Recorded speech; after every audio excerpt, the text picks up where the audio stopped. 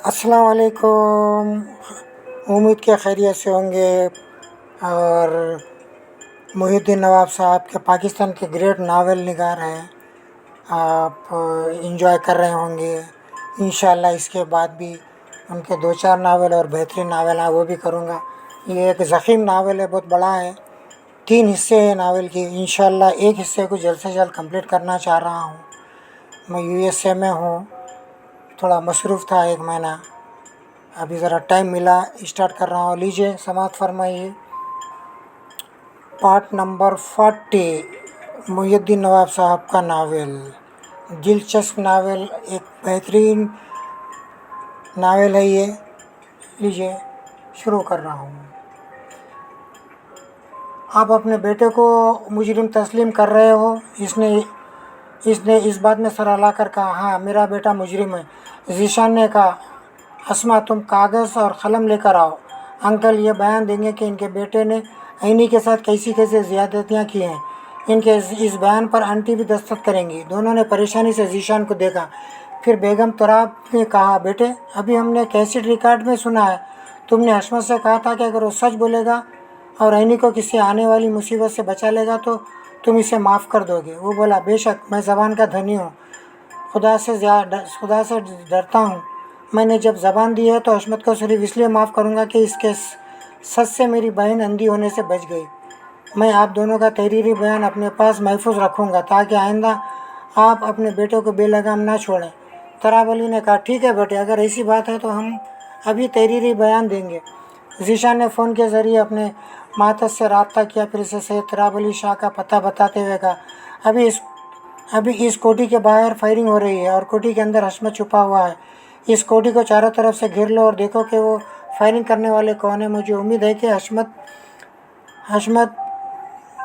बंद कोठी के अंदर महफूज होगा। वहाँ जाकर इसे मज़ीद तहफ़्फ़ुज़ फराहम करो और इससे फ़ोन पर मेरी बात कराओ। इसने फ़ोन बंद कर दिया।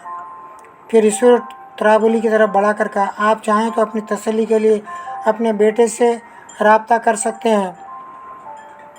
बेगम शाह ने लपक कर रिसीवर लिया, फिर जल्दी जल्दी नंबर डायल करने लगी। डॉक्टर आरजू बोली, मिस्टर ज़ीशान, आप बहुत बड़े पुलिस अफसर हैं, लेकिन ये नहीं जानते कि मैं भी एक मोअज़्ज़ज़ डॉक्टर हूँ और मेडिकल बोर्ड के साबिक़ चेयरमैन की बेटी हूँ। तुमने किसी ठोस सबूत के बगैर मेरे हाथों में हथकड़ी पहनाई है। इसके बहुत बुरे नताइज सामने आने आएंगे। मोअज़्ज़ज़ लेडी डॉक्टर साहबा, हम पुलिस वाले वर्दी पहनते हुए ये अच्छी तरह ज़हीन नशीन कर लेते हैं कि कफ़न पहन रहे हैं। किसी भी मुजरिम को गोली भी किसी भी वक़्त हमारी ज़िंदगी हमसे छीन सकती है। हम मौत से नहीं डरते और तुम बुरे नताइज की धमकी दे रही हो। मैं अभी अपने वकील से बात करना चाहती हूँ। मैं तुम्हारी वकील से तो क्या, पूरे मेडिकल स्टाफ से बात कराऊँगा, लेकिन ज़रा सब्र करो, पहले अंकल आंटी का बयान लिख लूँगा। इसके बाद हशमत का तहरीरी बयान लिया जाएगा और उसके बयान में लिखेगा कि तुमने किस तरह मेरी बहन को दवा में जहरीली दवा मिलाई थी। फिर मैं तुम्हारे होने वाले शौहर तुम्हारे ख़िलाफ़ गवाह बनाऊँगा। फिर इससे तुम्हारे बारे में और भी बहुत कुछ मालूम करूँगा। मुझे यकीन है कि वो पिछले दिनों तुम्हारे पास ही रोपेश रहा था। तुम्हें गैर शादीशुदा लड़की लेडी डॉक्टर और तुम्हारे पास किस रिश्ते से तना रहता था, इसका जवाब तुम्हें भी देना होगा और हशमत को भी। इस तरह मैं तुम दोनों को बदतरीन गुनाहगार साबित कर सकूँगा। वो परेशान होकर ज़ीशान का मुँह तकने लगी। ये समझ गई कि इस धमकी से ज़ीशान पर असर नहीं करेगी। बाद में ये बात खुल गई कि वाकई हशमत ने पिछले दिनों इसके यहाँ पनाह हासिल की थी। वो दोनों एक मकान में तैनात थे। फिर ये कि बेगम तुराब अली का भी यही बयान होगा कि इन्होंने मुल्क से बाहर जाने के लिए इन्हें 5 लाख रुपये दिए थे। इस तरह वो 5 लाख रुपये भी इसके हाथ से निकल जाएंगे।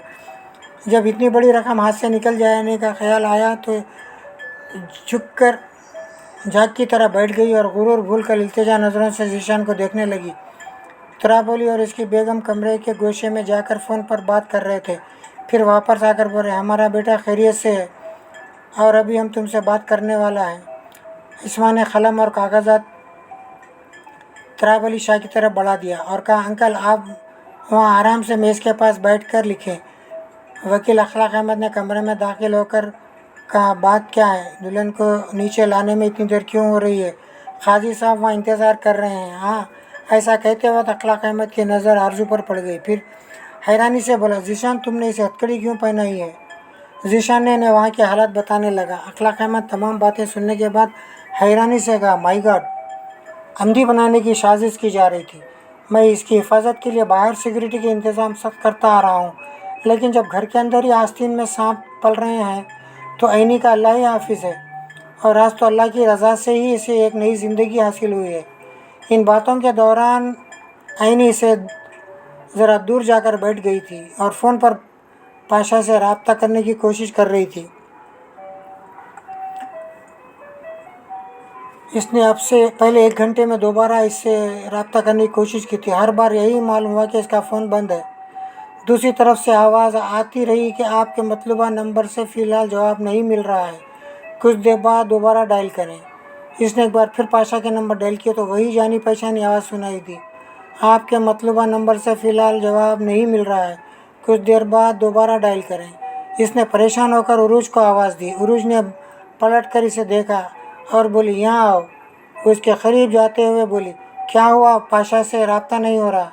ऐनी बोली, बार बार वही टेप चल रहा है, तुम सुनो। इसने फ़ोन को कान से लगा कर सुना, फिर कहा, इसका मतलब है पाशा ने फ़ोन बंद कर रखा है, या किसी वजह से फ़ोन पाशा के हाथ से निकल गया है, या गुम हो गया, या कोई बात हो गई है कि वो इसे ऑन करके हमसे रब्ता नहीं कर पा रहा है। तराबली और बेगम तराब अलग अलग कागज़ पर अपनी तरफ से बयान लिख रहे थे। ज़ीशान लिखने के दौरान इन्हें टोक रहा था और समझा रहा था कि जैसी हकीकत है बिल्कुल वैसा ही बयान होना चाहिए। बेटे और वो होने वाली बहू के बारे में कुछ न छुपाया जाए, और वो दोनों इसकी हिदायत के मुताबिक लिख रहे थे। फिर उन्होंने बयान मुकम्मल होने के बाद दस्तखत किए। ज़ीशान ने डॉक्टर आरजू से पूछा, अब तुम बोलो, क्या तहरीर बयान दोगी? इसका सर झुका हुआ था।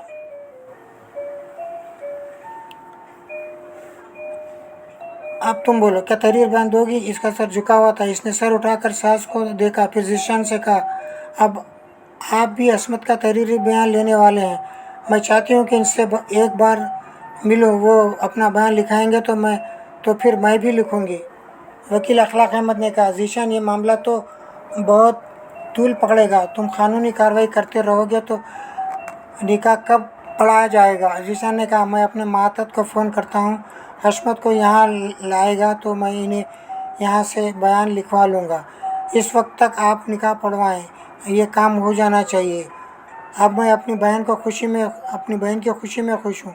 ऐनी और उरूज ने खुश होकर ज़ीशान की तरफ देखा।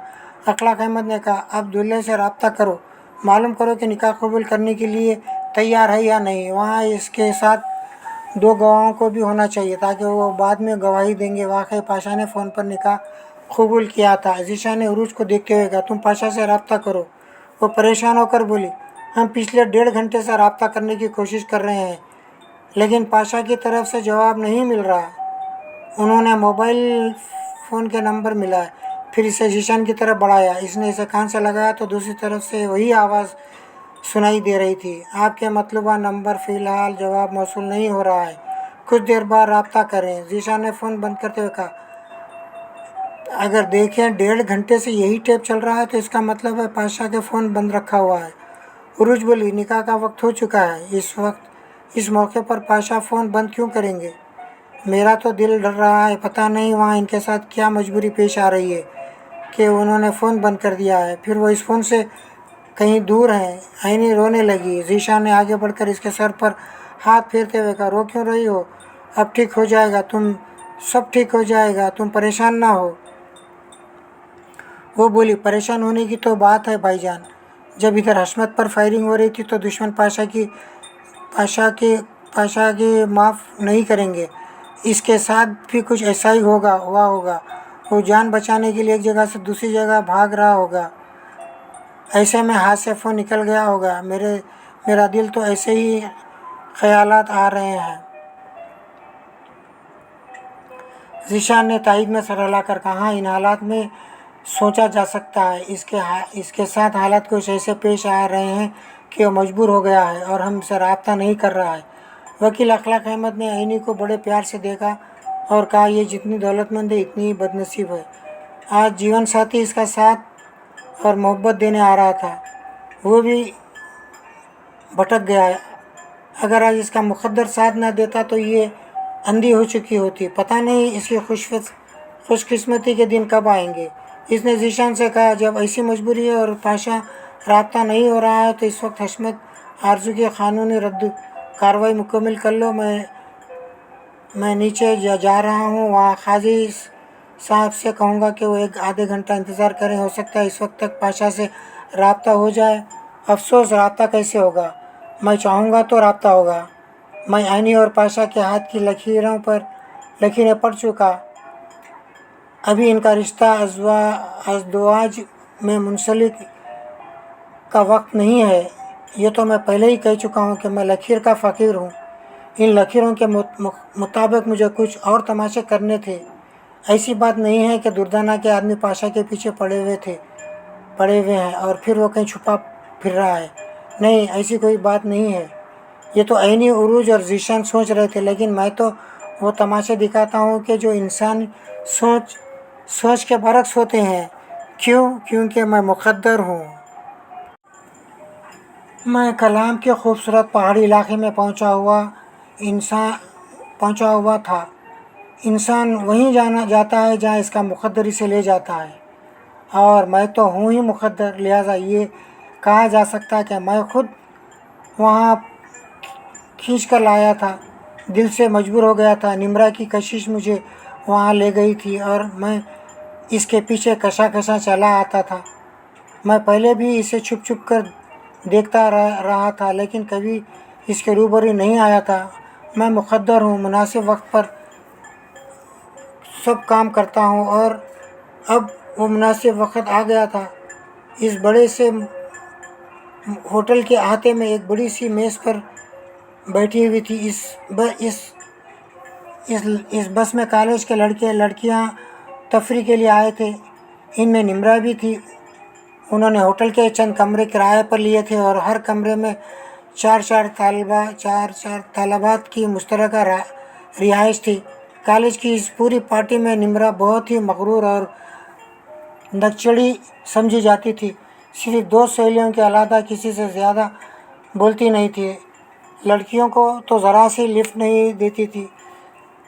لڑکوں کو تو ذرا سی لفٹ نہیں دیتی تھی. اس نے اپنی دونوں سہیلیوں سے بھی کہہ دیا تھا، میں اپنا کمرہ کسی اور سے شیئر نہیں کر سکتی. میری بات کا برا نہ ماننا، یہ میری عادت ہے. رات کو میرے بیڈ روم میں اگر ممی بھی آ جاتی ہیں تو میں کہہ دیتی ہوں کہ صبح ملاقات ہوگی. اس نے اسی ہوٹل میں اپنے لیے الگ کمرہ لیا تھا، اور آئندہ میرے اور اس کے نصیب ملنے والے تھے، اس لیے میرا کمرہ بھی اس کے ساتھ ہی تھا. میری یہ کوشش ہوتی تھی کہ وہ مجھے دیکھنے نہ پائے اور میں اسے چھپ چھپ کر دیکھتا رہوں. عام طور پر لوگ اپنے برج کے مطابق کتابیں پڑھتے ہیں یا نجومی سے مشورہ کرتے ہیں کہ کسی اہم کام کے لیے کون سا وقت اور کون سا دن وقت مناسب رہے گا. میں تو خود اس دنیا کا سب سے بڑا نجومی ہوں. مجھ سے زیادہ کوئی نہیں جانتا کہ کس کے دل پر کب دستک دینے کے لیے کون سا وقت اور کون سا وقت مناسب رہے گا. میں اپنی معلومات کے مطابق اس کے دروازے پر پہنچ گیا. میری معلومات کبھی غلط نہیں ہوتی.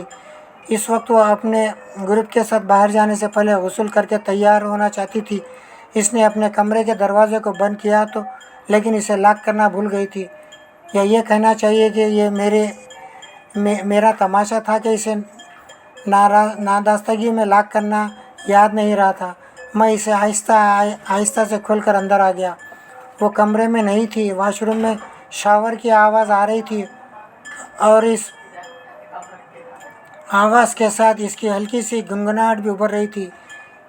اس باتھ روم کا دروازہ ایک سا ذرا کھلا ہوا تھا. اسے اطمینان تھا کہ کمرے کا دروازہ لاک ہے، کوئی نہیں آئے گا، اس لیے اس نے باتھ روم کے دروازے کو اندر سے بند نہیں کیا تھا.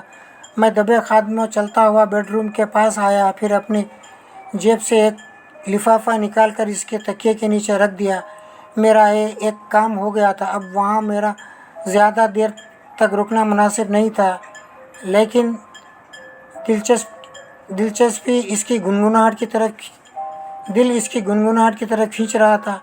ایسی مترنم اور سریلی آواز تھی. دل چاہ رہا تھا کہ اسی کمرے کی آغوش میں رہ جاؤں.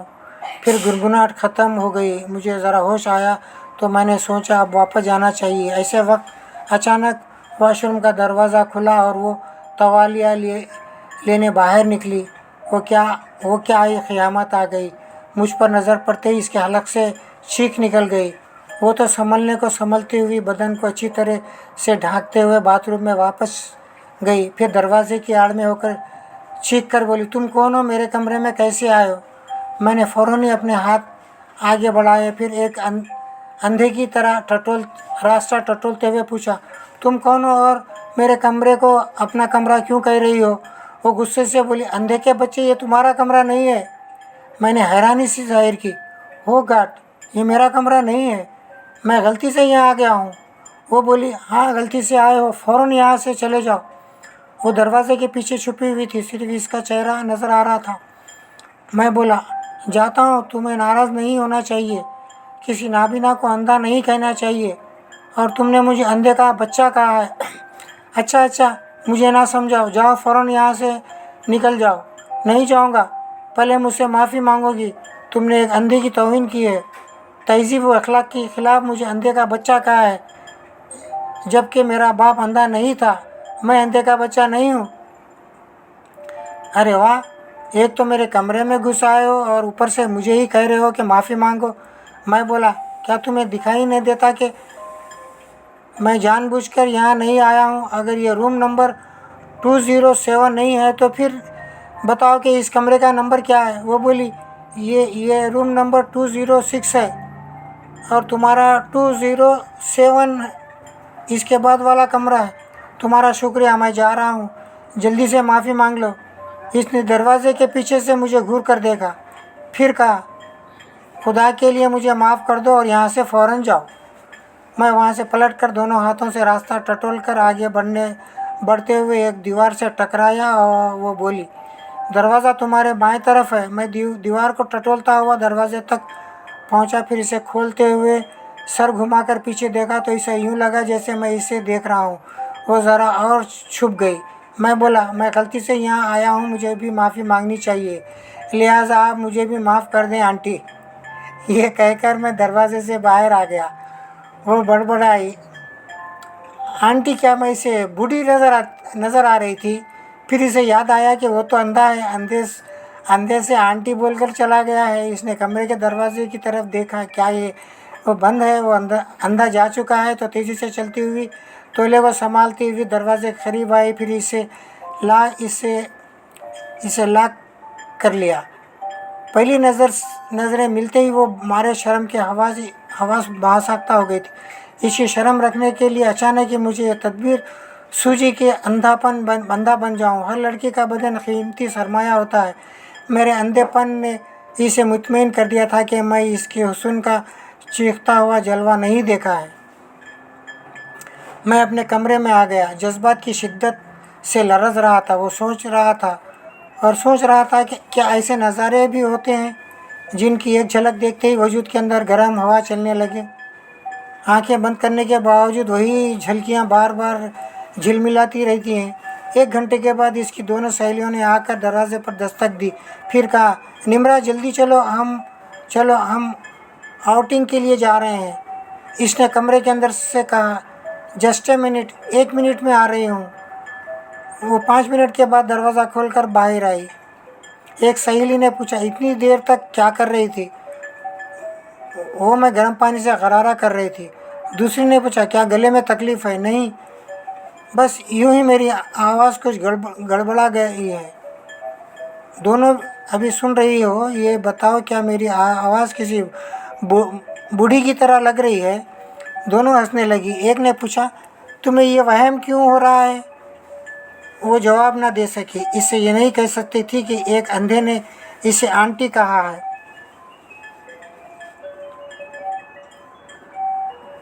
इसने साथ वाले कमरे 207 की तरफ देखा, फिर कहा, चलो देर हो रही है। वो इनके साथ जाने लगी। मैं भी अपने कमरे से निकला। थोड़ी देर बाद कॉलेज के तमाम तलबा और तलबात बस में बैठ रहे थे। निम्रा भी अपनी सहेलियों के साथ बैठ गई तो मैं होटल से बाहर आया। मेरी किराए की कार खड़ी हुई थी। मैंने ड्राइवर से कहा, इस बस के पीछे चलो। मैं पिछली सीट पर आकर बैठ गया। जब वह बस आगे जाने लगी तो ड्राइवर ने कार स्टार्ट की और इसके पीछे चलने लगा। मैंने निम्रा के तकिए के नीचे एक बड़ा सा लिफाफा रख दिया था। इस लिफाफे पर अभी इसकी नज़र नहीं पड़ी थी। अगर इसे खोल कर देख लेती तो हैरान रह जाती। मैंने सोचा कि कोई बात नहीं, आउटिंग से वापस आएगी तो रात को सोते वक्त इसकी नज़र इस लिफाफे पर ज़रूर पड़ेगी।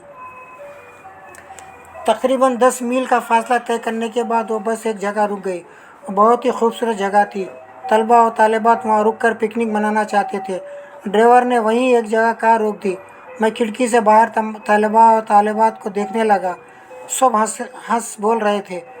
कोई गिटार बजा रहा था, कोई तस्वीरें उतार रहा था, कुछ लड़के लड़कियां चटाइयाँ बिछा रहे थे और दस्तरखान बिछाकर इस पर खाने पीने की चीज़ें रख रहे थे।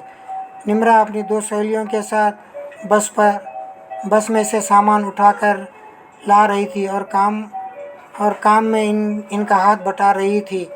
मैं बड़े प्यार से इसे देख रहा था।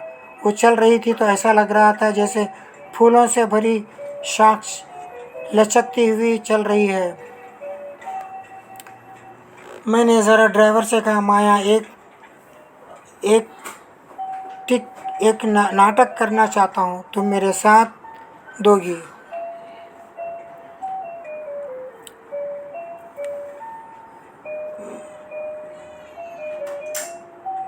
निम्रा अपनी सहेलियों के साथ बस से सामान उठाकर ला रही थी और काम में इनका हाथ बटा रही थी। मैं बड़े प्यार से इसे देख रहा था। वो चल रही थी तो ऐसा कर रहा था जैसे फूलों से भरी शाख लचक रही है। मैंने ज़रा ड्राइवर से कहा, मैं यहाँ एक नाटक करना चाहता हूँ, तुम मेरे साथ दो। मैं यहाँ अंधा बनकर रहूँगा। बाहर निकलूँगा तो तुम्हारे कंधे पर हाथ रख कर चलूँगा। मैं जहाँ इशारा करूँगा तुम मुझे किसी पत्थर पर बिठा देना। मैं समझ गया आप कोई रोमांटिक ड्रामा कर रहे हैं। हाँ, यही समझो। मैंने इसके कंधे पर हाथ रखा, फिर एक तरफ से चलने लगा। निम्रा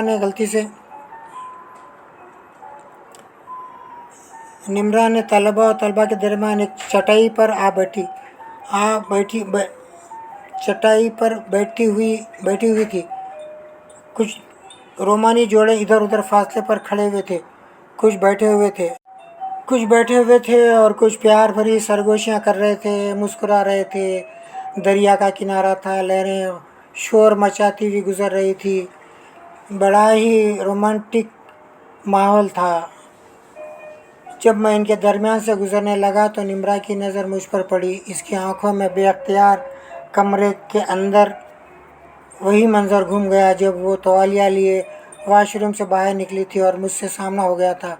2-4 लड़कियां मुझे वहाँ से गुज़रता हुआ देख रहे थे। मैंने एक पत्थर के करीब से गुज़रते हुए वक्तन ड्राइवर के कंधे को दबाया। इसने रुककर कहा, साहब जी, आप यहाँ बैठ जाएं इस पत्थर पर।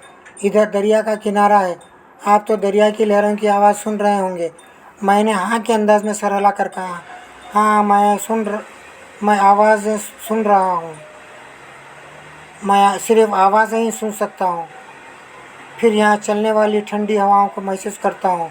फूलों की महक मेरी सांसों तक पहुँच सकती है, लेकिन मैं फूलों की रंगीनियाँ नहीं देख सकता, यहाँ की हरियाली नहीं देख सकता। मैं बोलते बोलते पत्थर पर बैठ गया। कुछ फासले पर वो दिखाई दे रही थी। मैं इसे देखने लगा। वो मुझे देख रही थी, नज़रें चुरा कर सोचने लगी। मुझे तो ऐसा लग रहा था जैसे वो मुझे देख रहे थे। एक सहेली बोली, कितना हैंडसम और स्मार्ट है, यकीन नहीं आता कि ये अंधा है। निम्रा ने चौंक कर इस सहेली को देखा।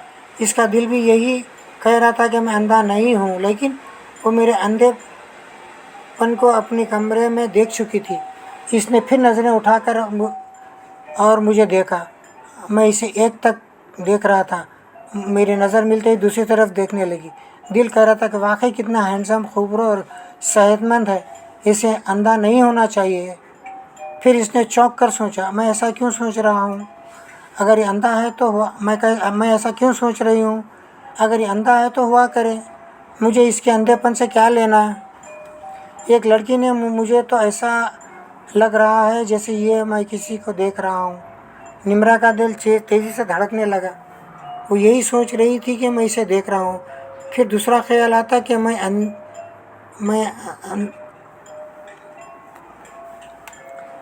اگر میری نظریں اس کی طرف ہیں تو کیا فرق پڑتا ہے؟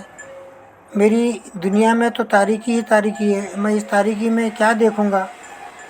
میں مسکرانے کا ایک نوجوان نے کہا، وہ دیکھو وہ مسکرا رہا ہے۔ میں یقین سے کہتا ہوں کہ اندھا نہیں ہے اور تم کسی ایک لڑکی کو دیکھ رہے ہیں۔ دوسرے نوجوان نے کہا، اگر وہ اندھا نہیں ہے تو اس کو تاڑنے کا بہانہ کر رہا ہے تو ہم اس کی آنکھیں نکال دیں گے۔ تیسرے نوجوان نے کہا، آؤ وہاں چل کر اس کو آزما کر دیکھتے ہیں۔ لڑکیوں نے کہا، ہاں چلو، معلوم ہو کہ وہ واقعی اندھا ہے یا بہروپیہ ہے۔